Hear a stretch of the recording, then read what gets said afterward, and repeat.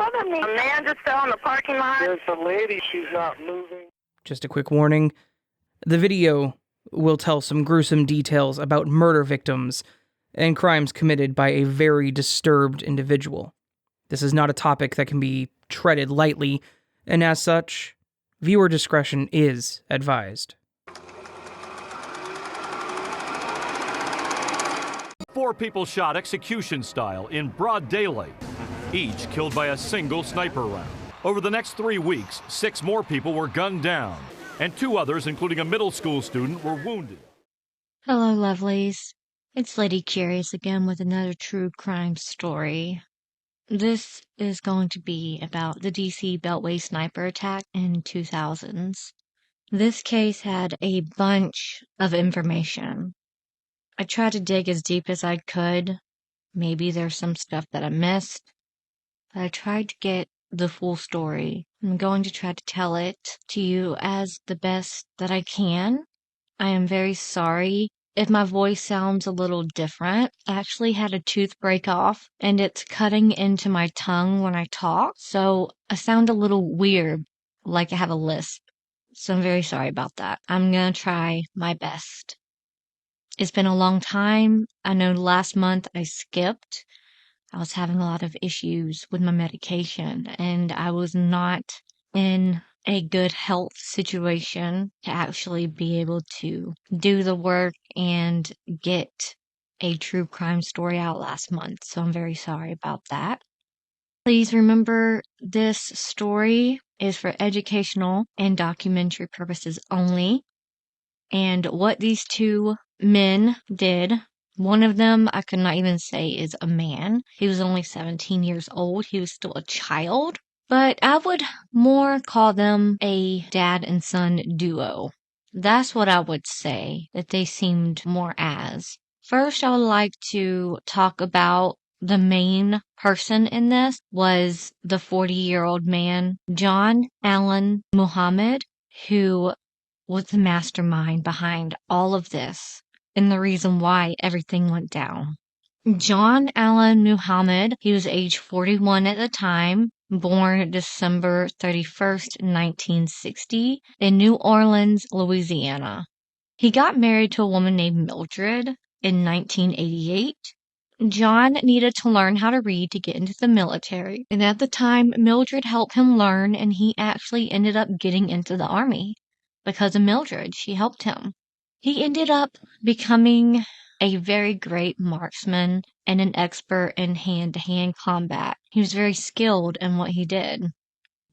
She said John was very charming and just seemed like a good guy, an all-American man that loved his country and seemed to have good core values.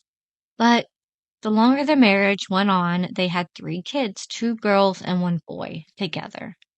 She stated he was always a good father to their children, but eventually became abusive to her. After he got back from overseas, she said that he had PTSD and he wasn't the same person that he used to be before he went. That's when it got so bad she decided to separate from him. But then he got really stalkery. Like, he would stalk his wife for a very long time, would not leave her alone. So finally, she got a permanent restraining order against him. But you know restraining orders. It's just a piece of paper. It doesn't really help. Unfortunately, at this time, he would do something horrible. And what he does, my ex actually did to me. And it's kind of crazy to say that. She still wanted him to see his kids. He wasn't a bad father. He was just a bad husband. That's what I would say. So she would let him visit, like maybe twice a month. She would let the kids visit with their dad. Well, only the second visitation after she got this permanent restraining order for herself against her husband, John decided that he was not happy with that situation. And he actually took their 3 kids and moved out of the country to Antigua. It's a Caribbean island. So he kidnapped the kids. And since she did not have a custody agreement, the exact same thing that happened to me with my ex-husband. Since you do not have a custody agreement, if the child should be with you at that time or with him at that time or whatever, it's like fair game.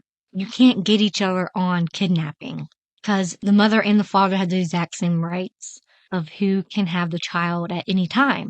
Now, if you have a custody agreement in place, if it says, well, this specific month, in that specific month, the mom's supposed to have the kids, and the dad just takes him on the time that's not his to have the kids, the cops can actually do something about it. They can actually go and say, no, the court custody says that you're not supposed to have them right now. Give them back to their mom. And if he does not, he can get charges for kidnapping. So since they did not have this agreement, she couldn't do nothing about it. She had no idea where they were. She did not have any contact with them for 18 months. Now, when this happened with me, it was 6 months, and I wanted to die. Without my child, I could not talk to him. I could not see him. I would do random, welfare checks just to make sure my kid was okay. But yeah, I know exactly what she was going through, but hers was for more than a year. It makes me tear up just thinking about it. He's a pretty shitty father too, if he can do that to his own kids. Take them away from their mother? That just blows my mind. While they're in Antigua, that is where John met 17-year-old Malvo and unofficially adopted him from the streets. Supposedly, Malvo met them, and the kids actually stated like he just never left. He just was always at their house, hanging out with the kids, hanging out with John. And it was like, John, you know how when you're best friends with somebody and you call their mom your second mom because you're over there all the time and you actually have a relationship with their mom too, and you feel like they're your second mom because you love them almost the same as your own mom? Well, that's what happened. Malvo felt like John was his second dad, and John took him in as a son. I think Malvo even called him dad. When they finally came back to the United States, Mildred took John to court in 1999, and he was ordered to return the children to her and to get a divorce. Mildred's best friend, Isa Nichols, went to court with her to be a witness to everything that went on between Mildred and John because she was there from the beginning. Isa actually worked with Mildred's husband because John had a business, and Isa worked in the office with John. And then Mildred and Isa became best friends. Well, the war veteran, consumed by rage over the loss of his children in a custody fight with his ex-wife, whom he despised, talked Malvo. His real name was Lee Boyd Malvo, but I'm going to call him Malvo because that's what I know him as. Age 17 at the time, he was an Jamaican immigrant, to go on this killing spree with him across the United States to get revenge back on his ex-wife. Mildred did everything she could not to be found. To protect her children, she tried everything. But unfortunately, it wasn't even her fault that he kind of figured out where she was. John received some court documents that were sent to him about his case that had the area Mildred was living on the East Coast. The info wasn't like pinpoint coordinates to where she was, but kind of gave him a big area where she probably most definitely was. His whole idea was to find her, kill her, and kill anyone who helped her. He also decided to kill random people, so when she ended up dead, it would just seem like she was another victim of these anonymous shootings, that it would never tie back to him or Malvo. This started what is known as the DC sniper attacks, also known as the Beltway sniper killings, were a series of coordinated shootings that occurred during 3 weeks in October of 2002 throughout the Washington metropolitan area consisting of the District of Columbia, Maryland, and Virginia. And preliminary shootings That consisted of murders and robberies in several states, Alabama and Georgia, and I want to say maybe Louisiana? I can't remember right now, but I will get more details into that. And lasted for 6 months starting in February 2002.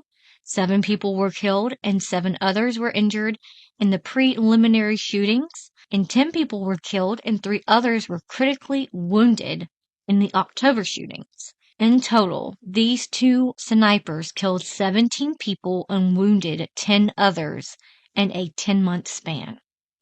Now, this whole time, they were like driving across and killing all these people to get to their one goal, Mildred, and to take his kids back, I'm guessing. He was teaching Malvo how to become a sniper. The weapon they were using was an AR-15 style military, and I think a 9mm is the other weapon. But let's get into the preliminary shootings, because when the shootings come out, it kind of ties all this together. On February 16th, by the way, is my birthday. So when I saw this date, it really broke my heart. February 16th, 2002, a 20-year-old cashier, Kenya Nicole Cook, was shot and killed by Lee Malvo, the front door of her aunt's home in Tacoma, Washington state. Cook's aunt is Isa Nichols, who was the good friends with Mildred and had encouraged her to seek divorce from John. He was targeting Isa at the time, but since she wasn't home, he went ahead and hurt someone she loved. Malvo shot and killed the 21-year-old. At the time of her tragic passing, she was working as a cashier. She was shot in the face and killed when she opened the door. But no decision had been made about charging the men until we know what happened. Malvo killed Kenya Cook, and Muhammad put him up to it. Malvo will die in prison. We cannot do anything more to them that hasn't already been done. Malvo, who confessed to a prison guard that he shot Cook, also told police and psychiatrists that the shooting was Muhammad's way of testing him. Cook's aunt, Isa, worked for Muhammad's auto repair business. Isa found her niece's body inside her open front door after returning home from running an errand. Cook's 6-month-old daughter was found unharmed on a changing table, where she apparently was being diapered when her mother went to answer the door. Costello and Tacoma Police Detective Bill Webb met yesterday with Cook's mother, Pamela Nichols. Her granddaughter, Jean Nichols, and family attorney told them of their decision. I'm pretty satisfied because I was happy that even considered it after all this time, said Pamela Nichols. When all this happened, I wanted him dead immediately, she said. But she said that since the killing has come closer to God, the official motive remains unclear. But some speculate he was planning to kill his ex-wife and use the murders as a smokescreen to cover it up. John felt at some point within himself that this was his only recourse to a very elaborate scheme to get his children back, says Nichols. In the years since the first killing, Nichols has had to deal with the guilt and pain of her beloved niece being murdered instead of her. There were times I just hemorrhaged inside, said Nichols. She says she has put that all behind her. The final chapter is now at hand in the scheduled execution of John Allen Muhammad, a letter from the Commonwealth of Virginia inviting Nichols to witness the death. She plans to attend the instance of her daughter. She said, "Mommy, I want closure. I want to be there," said Nichols. I said, "Well, if this is what you want to do, then we'll be there together." Isa Nichols says she has no answer to why she survived Muhammad's wrath when so many others did not. She hopes one day to find it. There was a purpose, and I'm hoping that I take my purpose and line it up with what God wants to do with sparing my life, said Nichols. So Muhammad wanted to hurt Isa for helping Mildred, and since he couldn't get to her, he decided to go ahead and just hurt someone close to her. And that's devastating for that young woman to be hurt like that. Now, a month later, around March 19th, 2002, a man named Jerry Taylor, who was 60, was killed by a single shot to the chest fired from long range as he practiced chip shots at a Tucson, Arizona golf course. Muhammad's sister lived near the golf course, and he was visiting her at the time of the shooting. Taylor, a married salesman with 3 children and 5 grandchildren, was shot while practicing chip shots at the Fred Inc. golf course in Tucson, Arizona. Authorities said he was felled by a single shot to the chest, fired from long range, and that many of the elements of his slaying were like the sniper killings. No bullet or shell casing was ever found. So if you think about this on the map, in February, they were in Washington State, and that's where the one girl got and killed. And then they moved all the way, him and Mavo moved all the way down and traveled to Arizona, and then that's where Jerry Taylor was killed. Supposedly, he was killed because they were practice shooting, and I guess a stray bullet hit him and killed him. And then on August 1st, 2002, in Hammond, Louisiana, so they're traveling along the coast, John Gaeta, 51, was changing a tire, slashed by Mavo at a parking lot. Mavo then shot him in the neck. The bullet exited through Gaeta's back, and he pretended to be dead while Mavo stole his wallet. Gaeta ran to a service station after Mavo left and discovered that he was bleeding. He went to a hospital and was released within an hour. And get this, March of 2010, he received a letter of an apology from Mavo. Like, what the hell? You on purpose shoot this man to rob him, and then you just 10 years later want to go, oh, I'm sorry. No. F that guy. On September 5th of 2002 at 10:30 p.m., Paul LaRufa, a 55-year-old pizzeria owner, was shot 6 times at close range while locking up his Italian restaurant in Clinton, Maryland. LaRufa survived the shooting, and his laptop computer was found in Muhammad's car when he and Malvo were arrested. With the money they stole from LaRufa, they bought the blue 1990 Chevrolet Caprice sedan. LaRufa said later it made him feel devastated that his money was the reason they could buy the Caprice. They stole $3,000 from him. So God was looking over this man. He survived after being shot 6 times. That is amazing. I'm just glad that he's still here. There is a video of him talking about it, and it will be something that he has to deal with for the rest of his life. He has a lot of medical issues from it. On September 14th, 2002, 22-year-old Rupinder Benny Obori, an employee of the Hillendale Beer and Wine liquor store in Silver Spring, Maryland, was shot in the back outside the store. Benny survived the shooting, but the shooting was officially linked to Muhammad and Malvo by the Montgomery County Police Department. So far it seems like they go to a lot of liquor stores and different places and rob and shoot and don't care about anyone except themselves. On September 15th, 2002, Muhammad Rashid was shot and survived while closing 3 Roads Liquors in Brandywine, Maryland. Rashid later identified Mavo as the shooter in court. On September 21st, 2002, at 12:15 a.m., 41-year-old Million-Wall Merriam was fatally shot in the head and back with a .22 caliber pistol in Atlanta, Georgia.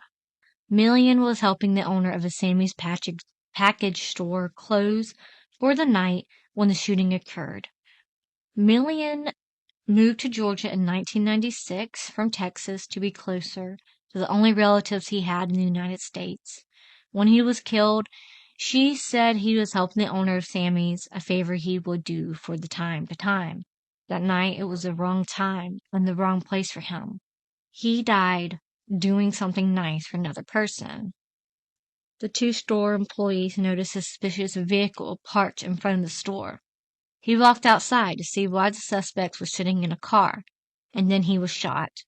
The killing occurred 11 days after Muhammad bought that 1990 Chevy Caprice for just $250, the car he and Malvo usually used during the October sniper shootings.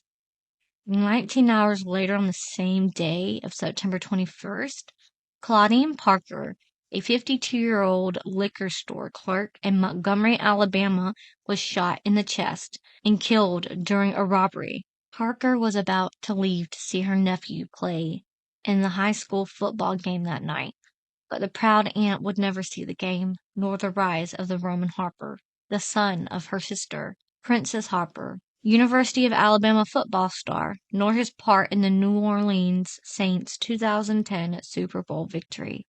Her co-worker, 24-year-old Kelly Adams, was critically wounded with a shot through the neck, survived. Evidence found at the crime scene eventually tied this killing to the Beltway sniper attacks and allowed authorities to identify Muhammad and Malvo as suspects. Although this connection was not made until October 17th, almost 4 weeks later, well into the Beltway sniper attack. And these are the preliminary shootings before they get to the D.C. and Montgomery, Maryland area. On September 23, 2002 at 6:30 p.m., 45-year-old Hong Ballinger was shot in the head and killed in Baton Rouge, Louisiana. Muhammad and Malvo were later linked to the killing. Hong Ballinger was a victim of the sniper killing spree led by John Allen and Malvo, also known as the Beltway Keepers. Miss Ballinger, 45, a beauty supply store manager, was murdered as she left work and got into her car. The motive for her killing was robbery. In order to get a conviction of the first-degree murder case of Dean Harold Myers of Virginia, prosecutors needed to prove Muhammad guilty of multiple killings, and testimonies introduced during this trial. 2 eyewitnesses placed Malvo at the scene of Miss Ballinger's murder. Authorities in Baton Rouge positively identified a bullet recovered from the murder scene as matching a bullet fired from the same .223 caliber Bushmaster owned by John Muhammad. Miss Ballinger was a wife and the mother of 3 sons. Now, as you can tell, it was kind of weird. Like, they weren't going in like a straight line. It was like they went to Maryland, came back to Alabama area, then Louisiana area, then went back to D.C., Virginia area. It was just, they're all over the place. But what everyone knows is only of the main ones they did that I'm about to let y'all know. A lot of people, even myself, did not know about all the other murders that they actually did before the D.C. shootings.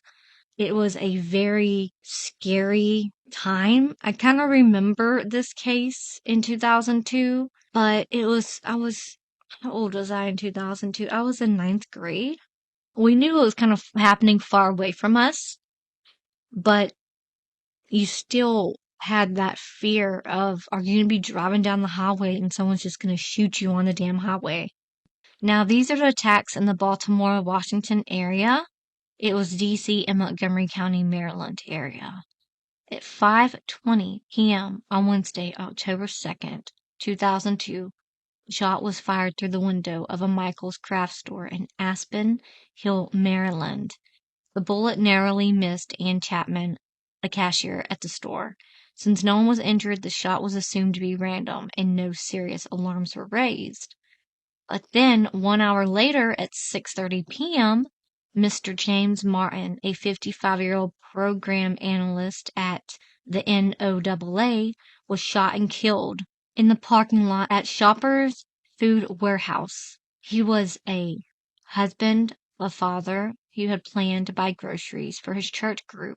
He was a 1969 business graduate of Southeast Missouri State University, was a veteran employed as a program manager. He volunteered at the Shepherd's Elementary School in Washington, D.C., judging their science fairs, speaking with their parent-teacher association, and arranging computer donations. He was a resident of Silver Springs, Maryland. He was a husband and a father, a Boy Scout leader for his son's troop, and a church trustee. He was, in fact, at the Shoppers to purchase groceries for the church youth group that day. He was a Civil War buff and an amateur genealogist, actively researching his wife's Civil War ancestors and his own Missouri roots. His own father died when he was 8, and he worked his way through college. Friends remembered him as a lover of red wine who wore funny ties to church. He just seemed like an all-around good guy. And Martin was the first victim in the notorious DC shootings. Now, the rifle, as the world eventually learned, was a stolen Bushmaster XM15, a civilian version of the U.S. military's M16. Equipped with a sighting scope, the .223 caliber weapon would prove lethal again and again from long distances, even in the hands of a novice juvenile shooter. The next morning, Thursday, October 3rd, McNeary got a call from home. She said there's been a shooting at a mobile station in Montgomery's Aspen Hill area. He recalled sleepily. I said, anything strange about it? She said, yeah, people are saying it sounded like a cannon going off. And I'm thinking, oh man, a loud boom. That was the tail end sign from the case I was working that night before. So not knowing anything else at the time, I just jumped in the shower and headed over to the scene. And that moment on, I stuck with it to the very end. I mean, it was a nonstop from there. And that was one of the detectives from the case that remembers when it all started. On the morning of October 3rd, 4 people were shot dead within the span of approximately 2 hours.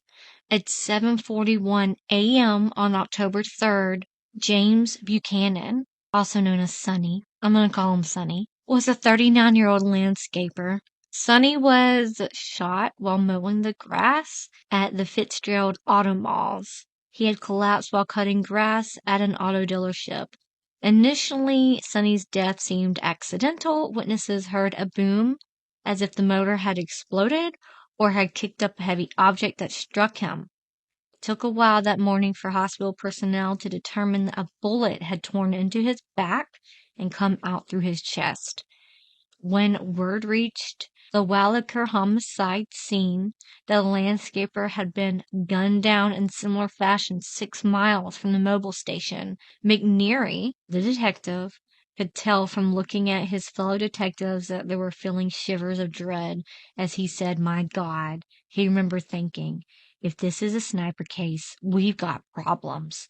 Then as the police walkie-talkies squawked with urgent calls from help elsewhere in the county, it was clear that their fears had been realized. Sonny was born March 4th, 1963, was known as a man with a big heart who was always ready to help others. The 39-year-old son of retired Montgomery County, Maryland police officer, was an active volunteer at the local Boys and Girls Club. He was an amateur poet and taught children how to garden. Sonny was the dad to literally 400 kids. He came to the club 2 to 3 times a week, helped with homework, etc. Sonny previously ran a landscaping company but had gotten out of business. He was mowing the lawn of a former customer's car dealership near Rockville, Maryland. He had just relocated to Maryland to Virginia, concentrating his efforts on the family's Christmas tree farm. He continued to provide landscaping services to some of his customers, just against habit. Sonny was a member of the Montgomery County Crime Stoppers, oftentimes providing products from his landscaping business for fundraisers. He spent numerous hours teaching the children how to plant a seed, nurture it, and watch it grow. The family created Sonny's Kids in his memory. It provides funds for a college education to underprivileged children. In addition, a granite marker surrounded by the blossoms he favored has been erected at the scene. So Sonny was a really good man as well. He really helped a lot of people. And he seemed like the guy, if he'd give his shirt off his back if you needed it. He was very dependable. Same day, October 3rd, a little later at 8:12 a.m., a 54-year-old part-time taxi driver, Prem Kumar Wallaker, was killed in Aspen Hill in Montgomery County while pumping gasoline into his taxi at a mobile station at Aspen Hill Road and Connecticut Avenue. Prem Kumar Wallaker was a 50-year-old. The slug that pierced his left lung and heart at 8:12 a.m. appeared to have been fired from afar. As it turned out, Wallaker was victim number 3. It was his 25th wedding anniversary. I just wanted everybody to know that my dad was the greatest person I've ever met, said Wallaker's son Andrew. I'm glad he was my father. Ordinarily, the part-time cab driver from Onley in Maryland would not have been at the gas station at that time of day, but he was trying to finish his runs early so he could enjoy the warm afternoon. Wallaker was born in India and had intended to retire there. At the age of 18, he immigrated to the area for studies at Montgomery College. He sent funds back to India, helping his siblings also immigrate to the United States. After he retired from a magazine business, he worked part-time as a cab driver. He was planning to retire soon and return to India. Per Indian tradition, his brother selected his bride. They had a son and a daughter. On that day, he left for work early, intending to take part in the day to celebrate the beautiful weather. A traditional Indian funeral service was held. Relatives said he worked hard and helped bring his siblings to America. He was a quiet man with a good sense of humor, they said. Same day, October 3rd at 8:37 a.m. So these are like 20 to 30-minute apart shootings. It's insane. Sierra Ramos, a 34-year-old babysitter and housekeeper, was killed at the World Shopping Center in Norbeck. She'd gotten off a bus and was seated on a bench reading a book at the time of her murder. She was victim number 4, was shot in the head. As she's just sitting reading a book, there were people around her. And remember, you're getting shot. The effing's fucking scary. She was waiting for her employer to give her a ride. She was born in 1968. She was reading outside of the post office near a Silver Spring, Maryland retirement community when she was shot in the head and killed. A native El Salvadorian, Ramos was a member of several church groups and babysat for children and worked as a housekeeper. The thing that impressed me about Sarah, said her employer, when she walked into the room, not just a person walked in the room, but something walked in the room with her. Something that just warmed the house and your soul. Ramos was married and had a 7-year-old son. She was a very private person. Everyone that knew her remembered her as cheerful, loving woman dedicated to her child and family, her church, and her friends. Friends described Ramos as a hard-working immigrant who dreamed of building a prosperous life. Crazy how all these people are not at all connected. They're just randomly doing everyday life things and then bam, out of nowhere they get shot. That's freaking terrifying. The same day, October 3rd at 9:58 a.m., 25-year-old Lori Ann Lewis Rivera was killed while vacuuming her Plymouth Grand Voyager at the Shell station at the intersection of Connecticut and Knowles Avenue in Kingston, Maryland. She was victim number 5. Lori was 25, a nanny. The minivan that she was vacuuming belonged to the woman she worked for. She was born May 4th, 1977. As she was getting ready to vacuum out the minivan, she was shot down. She grew up in a small town in Idaho and had recently moved east with her husband and daughter of preschool age. She was only 25. I mean, she comes and she goes, and suddenly she gets caught up in this. It's just devastating. There are no words for it. When still in junior high, she decided to become a professional nanny and moved to Oregon in 1996 to receive training. She was hired by a district journalist as a live-in nanny, relocating to Northern Virginia to assume her duties. She married a Honduran immigrant. They had one daughter. Although saving for their own home, they had recently moved into an apartment in Langley Park, which was closer to her new job as a daytime nanny. Her father, Marion Lewis, said she was special to everyone she met, and she brought friendship and love. Witnesses say they heard a huge loud noise like a bomb. It wasn't a bomb, but it was that kind of noise. Another witness in Silver Springs area gave a detective description of a medium-sized white truck, like a delivery vehicle, with a box-type rear, that he said had driven away hurriedly from the scene of Ramos's killing. Here was the origin of the mythical white box truck, thousands of which could be found cruising on the areas. For days, police seemed intent on stopping every white box truck they saw, often ordering occupants to get out with their hands in plain sight. It proved to be a time-consuming distraction in those tense weeks when every minute mattered for investigations. No such vehicle had been used in the crimes. Before the manhunt gained much traction, however, the sniper rifle boomed yet again at 9:20 that evening. The snipers waited until 9:20 p.m. before shooting Pascal Charlotte, a 72-year-old retired carpenter, while he was walking on Georgia Avenue at Columbia Road in Washington, D.C.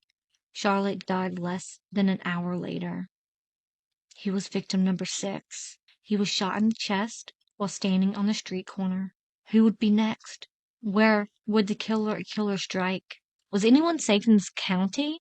The terror of the anger, which seemed mainly confined to the Montgomery area on the first full day of mayhem, spread region-wide on October 4th after another random shooting.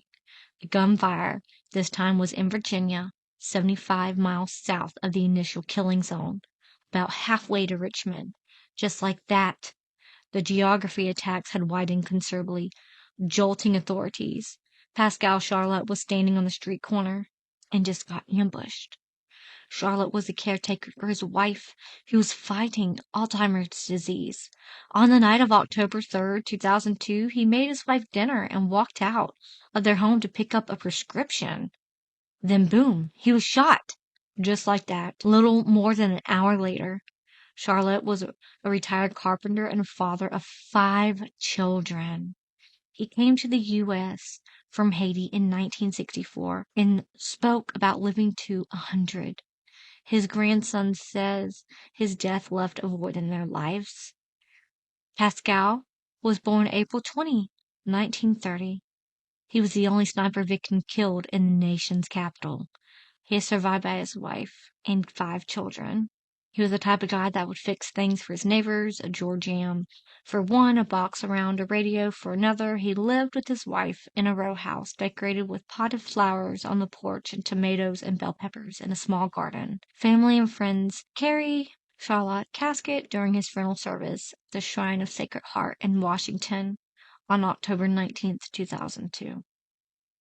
In each shooting, the victims were killed by a single bullet fired from some distance, and in each case the killer struck and vanished. This pattern was not detected until after the October 3rd shootings occurred. Fear quickly spread throughout the region as news of shootings spread. As a press conference meeting, Chief of Police for Montgomery County, Charles Moose, informed parents that schools were on a code blue alert, keeping children indoors. He said that schools were safe. Many parents picked up their children early at school, not allowing them to take a school bus or walk home. Montgomery County public schools and district schools and private schools went into a lockdown with no recess or outside physical educational classes. Other school districts in the area also took precautionary measures, keeping students indoors. During the course of the shootings, law enforcement agencies from the neighboring states became embedded in the investigation through telephone tips. Police had only a few pieces of evidence to work with. One initial report said that right after the Silver Spring attack, someone had reportedly heard a popping noise and had seen a white box truck leave the scene. After the murder, the Washington, D.C. began telling police that they had seen a blue Chevy Caprice rather than a white box truck. The police initially believed that all the murders were carried out with a .223 caliber rifle. Now that was Maryland and D.C. area. I'm telling you. Well, a man and a little boy. Father-son duo, if you want to say, really wreaked havoc on the East Coast. I mean, I've seen videos where people were talking about how they were scared to go outside. They were scared to be driving in their cars. They were scared to just do normal things. Just think, it lasted for a whole month. Virginia and other areas. At this point, Mavo Muhammad started covering a wire area and taking 2 to 3 days between shootings. Now, on October 4th is when they moved to this area.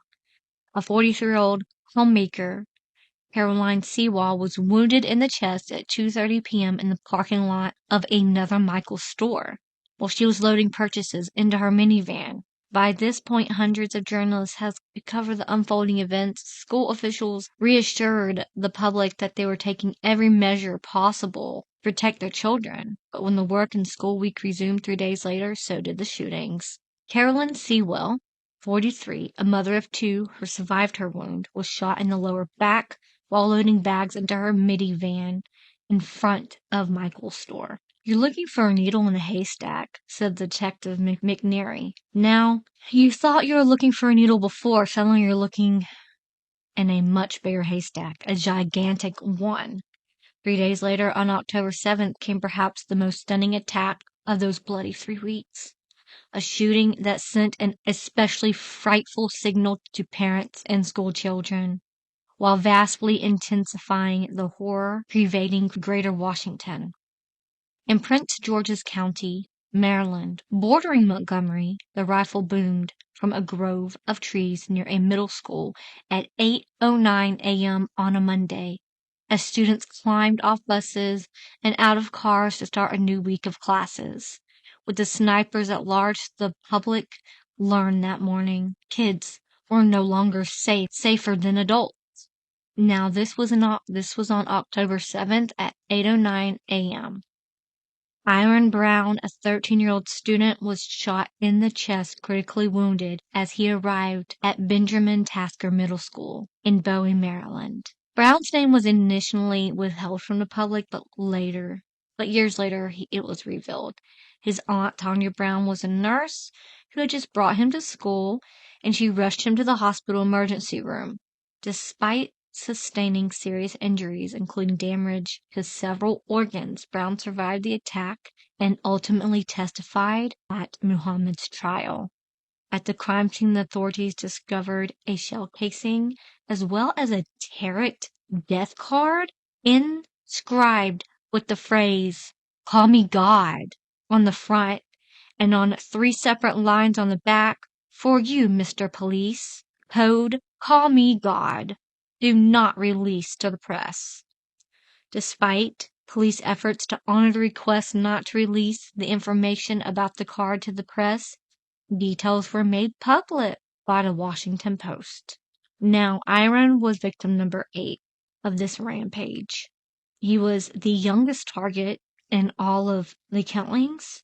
He was a survivor. He was shot in the abdomen while walking from school drop-off, and he had his football jersey on and toting a backpack. And near a wooded spot from which the bullet apparently had been fired, investigators found an occult tarot card. Can you believe these assholes literally took a tarot, the death card from the tarot card, and wrote what I just previously said on it, put it in like a little baggie, and then literally pinned it to the tree? That just blows my mind. Like the balls, like they literally were trying to do kind of like a calling card, if you would say that. They were serial killers. Like the Zodiac killer had a calling card. It's kind of something like that. As forensic experts studied the card for clues, the killings went on, mostly in Virginia. The life or death of drama unfolding around the nation's capital seized global attention. Every day, a phalanx of investigators were wearing grim expressions fronted by the door. Combative Chief Moose faced scores of news cameras and questions, and the officials usually said little because they had nothing much to share.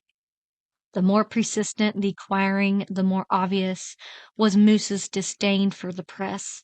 "I have not received any messages that the citizens of Montgomery County want Channel 9 or the Washington Post or any other media outlet to solve the case," he said at one briefing, bristling with annoyance.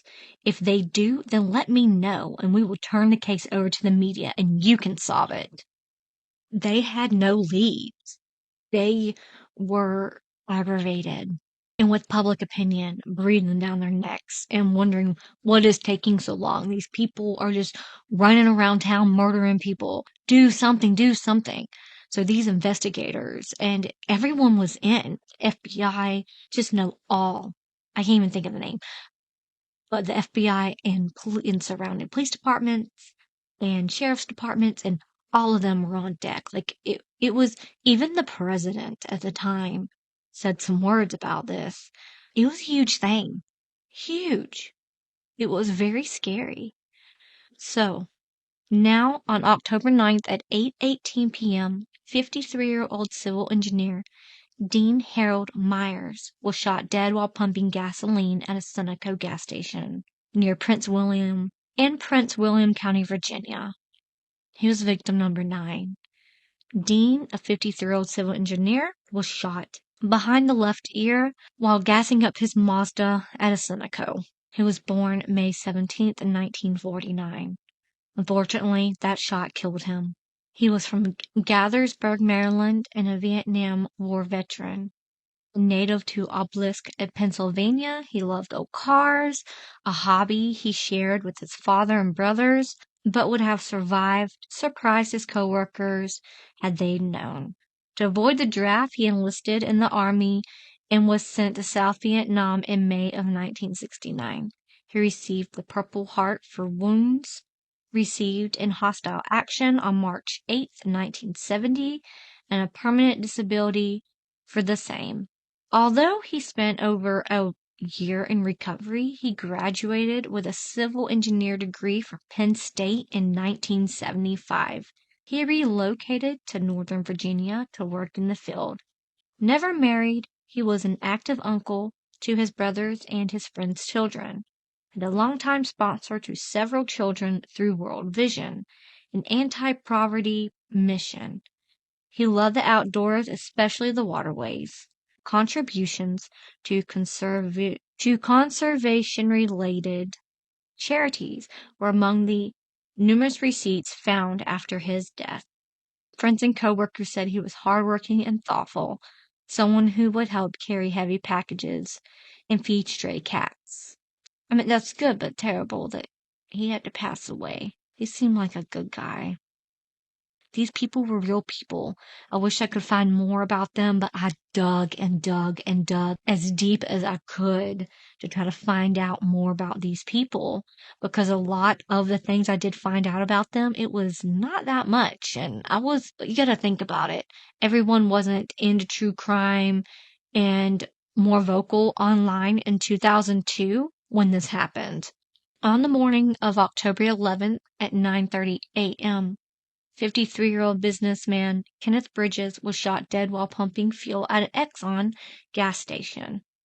He was victim number 10. He was an interpreter. He was shot in the back. He was fueling his Buick at the Exxon, close to where Seawall had been wounded in Fredericksburg. He was born June 24th, 1949. He was the co-founder of a marketing distribution company. Bridges was in the area on a business trip. A friend, Gary Shepard, said the family was shocked and saddened by this senseless event. Ken was a loving husband, father of 6 children, and an outstanding citizen of the Philadelphia community. While no family should have to endure this type of tragedy, the Bridges family hopes that this killer is brought to justice as quickly as possible. Kenneth, he grew up in Detroit, Michigan, graduated from Hillsdale College in Michigan in 1971, and from the University of Pennsylvania's Wharton School of Business in 1973. He worked as an executive to Scott Paper Company, but to the surprise of many, he left the corporation in 1980. He was the co-founder and president of MATAH Network, an organization formed in 1997 to encourage African Americans to support Black-owned businesses. He was in Virginia on business. He was a resident of Germantown, a neighborhood of Philadelphia. He was a dedicated family man and was often found playing basketball with his wife and 6 children. Neighbors spoke of his friendliness and love of playing basketball with his 6 children. Family members and attended his memorial service on October 15th, 2002. Now, with Bridges, I found more pictures than the others. It seemed that he had a social media presence. On October 14th at 9:15 p.m., 47-year-old Linda Franklin, an FBI intelligence analyst who was a resident of Arlington County, Virginia, was shot dead in a covered parking lot at Home Depot in Fairfax County, Virginia, just outside Falls Church at Seven Corners Shopping Center. The police received what seemed to be a very good lead after October 14th shooting, but it was later determined that the witness was inside the Home Depot at the time and was lying. The witness, Matthew Dowdy, was convicted of interfering with the investigation. By the point, no one felt safe being outdoors in public. Gas stations had begun to put tarps up to conceal their customers. Some people crouched over while pumping their gas, while others waited in their cars.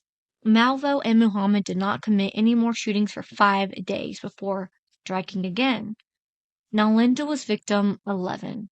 She was shot in the head while putting packages in her Mercury at a Home Depot. Looking back, it's surreal the way it impacted the lives of millions of people in our region. He recalled his wife phoning him at headquarters one evening to say she wanted to go out to get gas for a car, but he wouldn't hear of it. I told her no, said Manger, who'd been chief of the U.S. Capitol Police since July 2021. I told her, I'll run home and get gas for you. It was maybe 7 o'clock on the weeknight. I got the gas in Tyson's Corner, and it was a ghost town. I mean, Tyson's at 7 at night would be nothing but wall-to-wall traffic and people. But it was empty. I'm looking around and remembering it was just really creepy. By the point, almost every jurisdiction with a sniper shooting had set up its own joint operations center.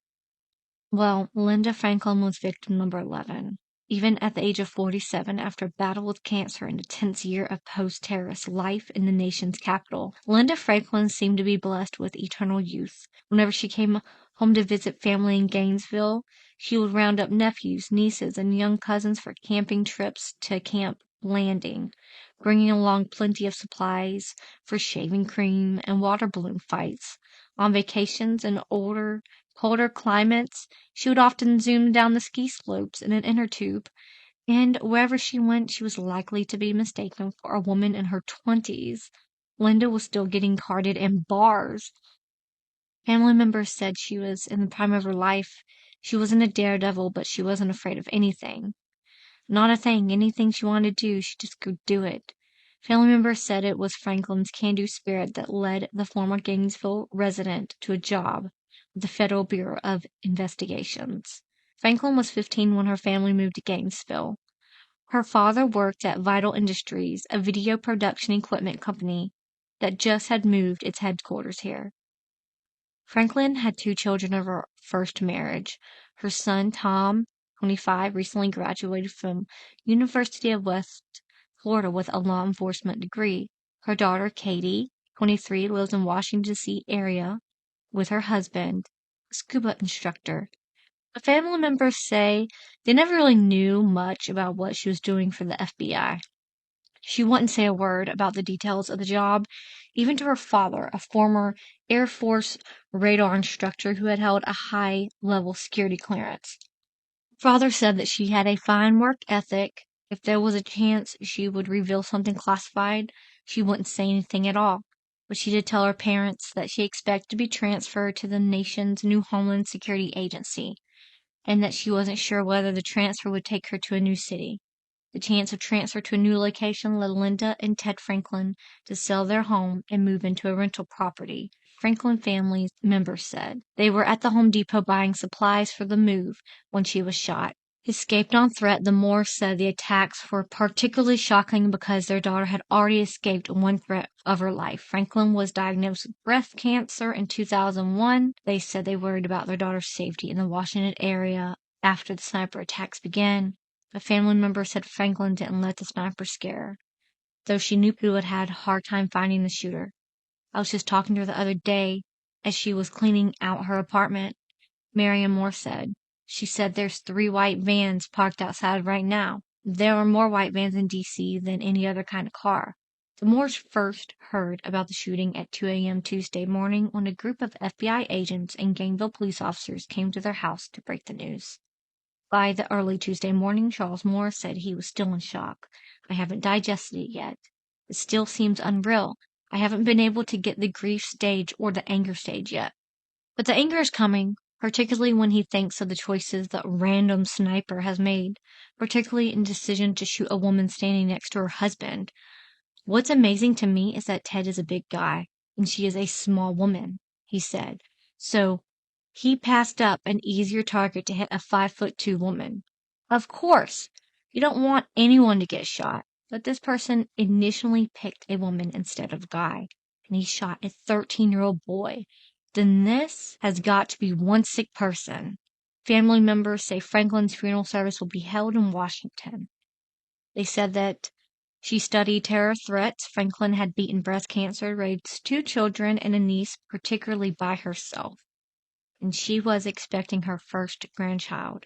She and her husband was getting ready to move to a bigger house or buying supplies when she was killed.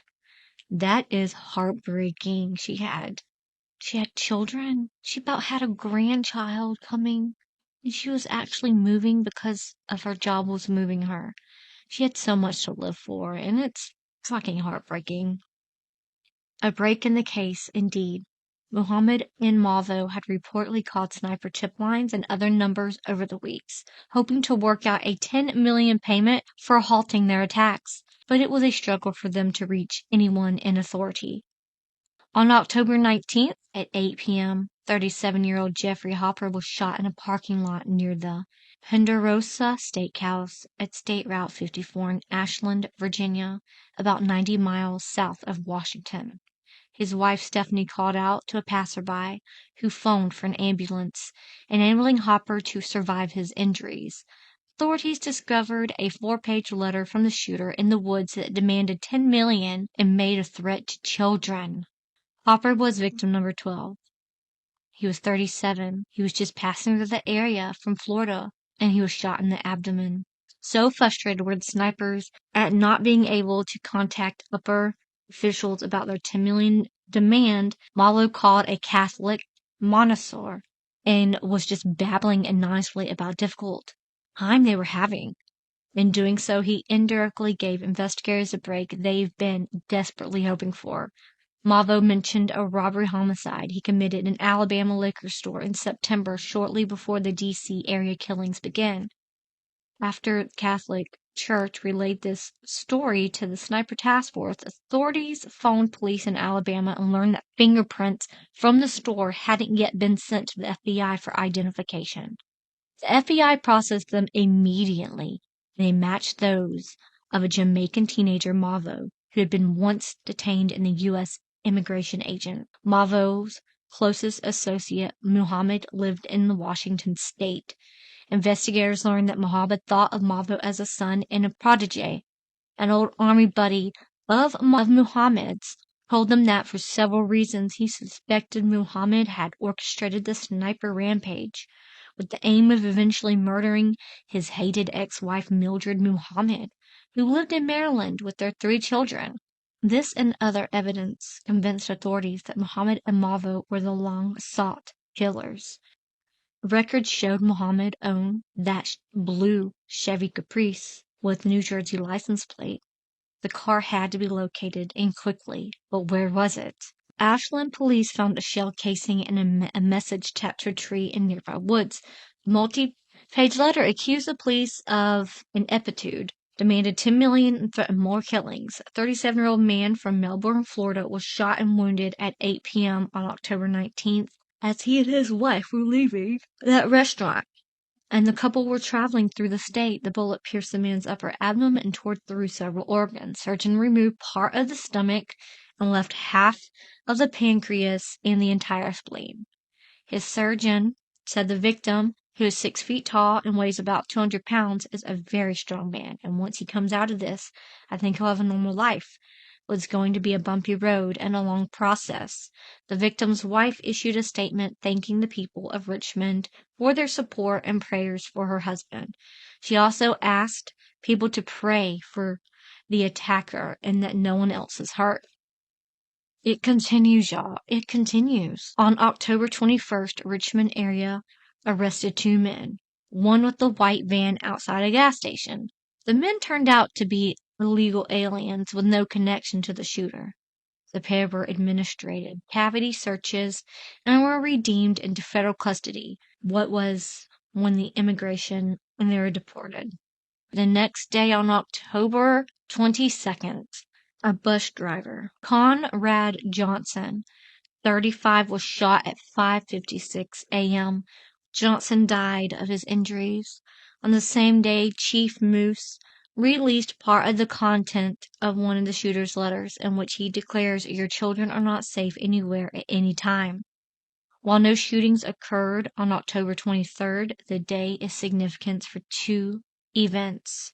First, ballistic experts confirmed Johnson as the 10th fatality, but he was the 13th victim in the Beltway shooting. Second, in the yard of Tacoma, Maryland, police searched with metal detectors for bullets, shell casings, and other evidence that might provide a link to shooters. They found a tree stump believed to have been used for target practice was seized. So more about Conrad. He was 35 years old. He was a bus driver. He was just standing in the doorway of his empty bus and was shot. Johnson was the last to die, the final target. His widow, Denise Johnson, said recently that she had to reinvent life without her husband. Their 2 boys are now adults. She has not remarried. It's a struggle, to be honest, she said. Still hits us to this day. It doesn't lessen. The father, too, was a 10-year county employee who loved basketball, loved his kids. Johnson from nearby Oxnard was shot in the stomach, getting off the bus in the staging area for Montgomery County's ride-on commuter line. He was just getting his bus ready for morning commuters on his busy weekday route when he was shot down. A cousin said the married father, too, was definitely a pillar to his community and his family. A neighbor remembered him as a funny, devoted father who had a passion for football and weightlifting. But normalcy would return to the region. About 3:15 a.m. on October 24th, 2 days after Johnson's killings, heavily armed police and federal agents arrested Muhammad Imavo at a highway rest stop north of Montgomery, where the snipers had been snoozing in the Caprice. They gave up without a struggle. The Bushmaster, with its attached bipod for adding firing accuracy, was in the car too. Ballistics test would definitely link the rifle to all but a few of the 13 shootings. What happened was this man was tired, and he was actually in a white box truck, the irony of it, and he pulled over at a resting area, and he said that he looked over and saw the Chevy Caprice, and he actually had been following what was happening with the sniper case, and so he called it in. They came. They surrounded the car, and they woke him up and got them. They effing got them. If that man was not there at that time and place, more people probably would be dead. I practically told you the gist of this case. I tried to make it as short as I could. There's more stuff that I would like to talk about. The arrest, it actually was at 3:15 a.m. on October 24th, 2002. What they found in the car, the evidence experts from the FBI and other police forces found, was both revealing and shocking. The car had a hole cut in the trunk near the license plate so that the shots could be fired from within the vehicle. Like a guy was laying, because I'm going to put pictures in here of what it looked like. There's actually a video that shows, the police show exactly how they had set up to be concealed and to shoot people, and they didn't know where it was coming from.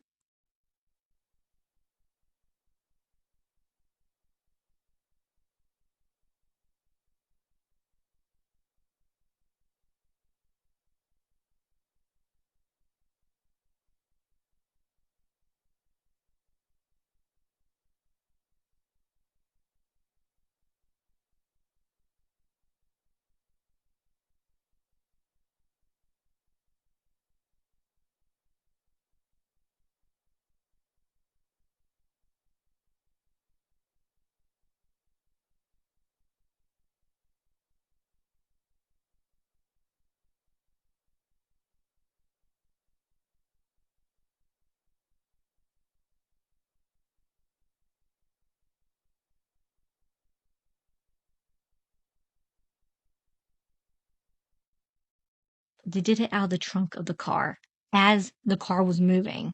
They found the tripod and the Bushmaster rifle. The back seat had a sheet metal removed between the passenger compartment and the trunk, enabling the shooter to get into the trunk from inside the car. Digital voice recorder used by both Malvo and Muhammad to make extortion demands. A laptop stolen from one of the victims containing maps of the shooting sites, getaway routes, and from some of the crime scenes, and map walkie-talkies, and many more items. And authorities believed it was used in every case. Besides the sniper killings, the two were implemented in 9 other shootings. 5 of them were fatal in Washington State, Arizona, Georgia, Alabama, Louisiana, and Maryland. Most of those attacks occurred in September as the two headed for the D.C. area, zigzags across the country towards infamy. Malvo was sentenced to 9 life terms, is now 37, and incarcerated in Virginia, where his first application for parole was recently rejected. Thank God. I was a monster, he said in a 2002 prison interview with the Post, describing himself as having been in thrall of a much older Muhammad. Malvad said, I was a ghoul. I was a thief. I stole people's lives. I did someone else's bidding just because they said so. There's no rhyme or reason or sense. Muhammad got 6 life terms in Maryland and a death sentence in Virginia for killing of Dean Myers. The ultimate penalty was meted out to him on November 10, 2009 in a stark concrete block called L Unit. As Myers' brother Bob Myers looked on, the prisoner offered no last word. They injected him, and pretty soon he was still, Myers recalls. That was it.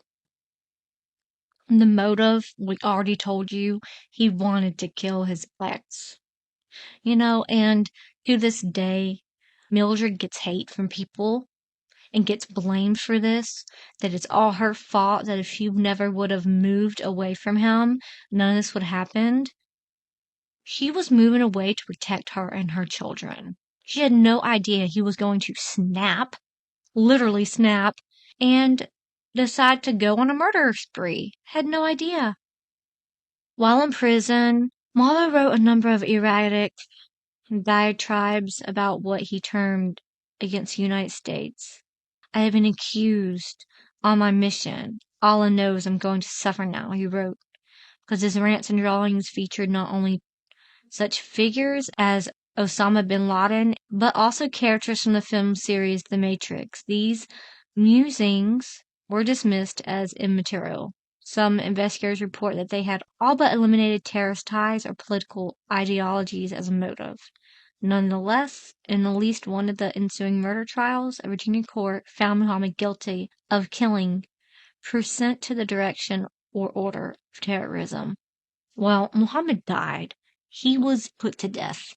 At the 2006 trial of Muhammad, Malvo testified that the aim of the killing spree was to kidnap children for the purpose of extorting money from the government and to set up a camp to train children how to terrorize cities, so the ultimate goal of being to shut things down across the United States. Malvo also stated that Muhammad was driven by his hatred for white people and his beliefs that the white man is the devil. The plan was to kill 6 white people per day for 30 days, and he told Malvo he wanted him to shoot pregnant white women. That is disgusting. That is racism right there. And he makes a point now talking about that why would he just kill her, a little white woman, instead of a big white man? I don't know. It kind of makes sense, y'all. That's crazy. So they're terrorists. But the main goal, everyone believes, is because of his ex. Something snapped in that man. In September 2003, Muhammad was sentenced to death. In October, Malvo Juvenile was sentenced to 6 consecutive life sentences without parole. In 2009, Muhammad was executed by lethal injection.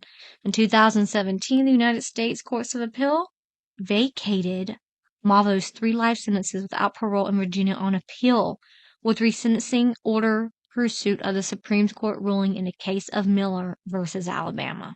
which held that mandatory life sentences for juvenile criminals without possibility of parole violated the 8th Amendment of the United States Constitution. That Mavo should be resentenced.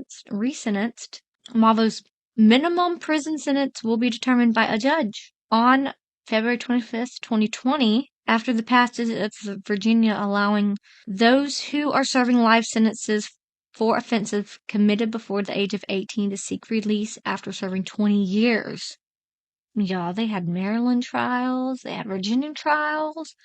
In 2005, 2006, he was executed in 2009. Mavlo's testimony. In John Allen Muhammad's May 2006 trial, Lee Boyd Mavlo took the stand and confessed to the 17 murders. He also gave a more detailed version of the pair's plans. Mavlo, after extensive psychological counseling, admitted that he was lying at the earlier Virginia trial where he admitted to being the trigger man for every shooting. Mavlo claimed that he had said this in order to protect Muhammad from a potential death sentence and because it was more difficult to obtain the death penalty for a minor. Mavlo said that he wanted to do what little he could for the families of the victims by letting the full story be told.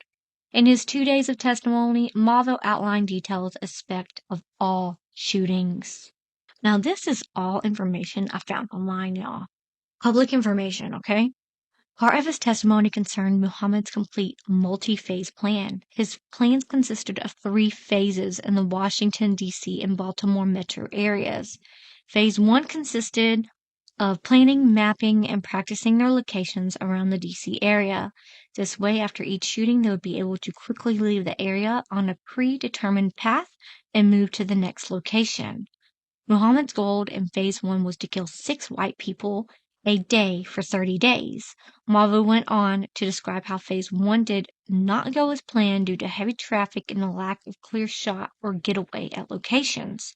Phase 2 was meant to take place in Baltimore, Maryland. Mavo described how this phase was close to being implemented, but was not carried out. Phase 2 was intended to begin by killing a pregnant woman by shooting her in the stomach. The next step would have been to shoot and kill a Baltimore police officer. Then at the officer's funeral, they planned to donate several improvised explosive devices completed with shrapnel. These explosives were intended to kill a larger number of police since many police would attend another police officer's funeral. The last phase was to take place shortly after Phase 2, which was to extort several $1 million from the United States government. This money would be used to finance a larger plan to travel north to Canada. Along the way, they would stop at YMCAs and orphanages, recruiting other impersonal young black boys with no parents or guidance. Muhammad thought he could act as their father figure as he did with Mavo.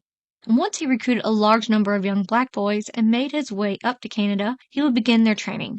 Mavo described how John Muhammad intended to train boys in weapons and stealth as he had been taught. Finally, after their training was complete, John Allen Muhammad would send them out across the United States to carry out mass shootings in many other cities, just as he had done in Washington and Baltimore. These attacks would be coordinated and be intended to send the country into chaos that had already been built up after 9/11. That is fucking gross. He was a damn monster, y'all. August 30th, 2022, Mavo, now 37, was denied parole after federal courts had ordered him resentenced after Virginia had passed a 2020 law creating the possibility of parole for juvenile offenders serving life sentences. Considering your offense and your institutional records, the parole board wrote, the board concludes that you should serve more of your sentence before being paroled. So he was denied recently. Mavo was. He needs to stay in there for life. He does not need to get out. You know, Mavo said something that struck me. He goes, being with Muhammad was like being in a cult of only 2. I thought that was kind of a weird, but kind of a good perspective of how he felt when all that was going on. They do have a memorial for the victims of DC area sniper attacks located at Brookside Garden in Wheaton, Maryland. So if you ever want to go, they have like a really big a big granite headstone type of thing in the government plaza to memorialize the people that lost their lives during this horrible time. That is really all the information that I have, but that was a lot of information I just kind of threw at you. I don't know if it really made that much sense. I tried my best to keep it going. Muhammad died, death sentence for killing all the people, and Mavlo is still in prison. I think he's going to be in there for the rest of his life. They were already terrorists. They're serial killers, but I'm just so happy that they got stopped. Do you understand? If he went through that, he would have ruined so many boys' future. He would have ruined a lot more people's lives. He was wanting to hurt a lot of people. And I really do believe that he had something mentally going on with him. Just losing your wife and kids would not make you have that happen to them all the time. And they don't snap and want to go on a murder spree like he did. Something was off up there. And I wished that he could have got help. Manipulated Mavo to doing this with him is just disgusting. I hope y'all enjoyed this. I hope y'all learned some more about this, 2002 DC sniper case with me. My husband was the one that told me I should do this case, but when I got into it, I was like, man, this is a lot of heartache, and my heart goes out to all the families that lost people to these crazy, insane people, to these two guys, and it blows my mind that just two people can spread so much carnage. And I'm very sorry to the other victims who had gotten wounded and hurt mentally and physically by these two men. This was a while back, more than 20 years. This was such a long time ago. I usually don't do older cases, but I just wanted to kind of remember all the victims that these two men took away from their loved ones. And I'm praying that they are all in heaven and they're in a better place and they're smiling down upon people that they love. Thank you so much. Please like and subscribe. You liking and commenting and subscribing really helps, makes me want to do this more. Makes me go, man, people do like my videos. They like my narration. They like my passion for telling people's stories and remembering these people's lives. But like I said, please like and subscribe. Comment down below what you think about this story. It was all over the place. Sorry about that. I love y'all very, very much. And please stay safe. Stay vigilant. If you see something, say something, okay? I'll talk to y'all until the next one. See y'all later. Stay safe. Before police finally identified the snipers and cornered them at a Maryland rest stop. Chief Tracy vividly recalls the takedown of John Allen Muhammad and his teenage partner Lee Boyd Malvo. I walked over towards Muhammad, and when I looked at him, he had a look about him that was just pure evil.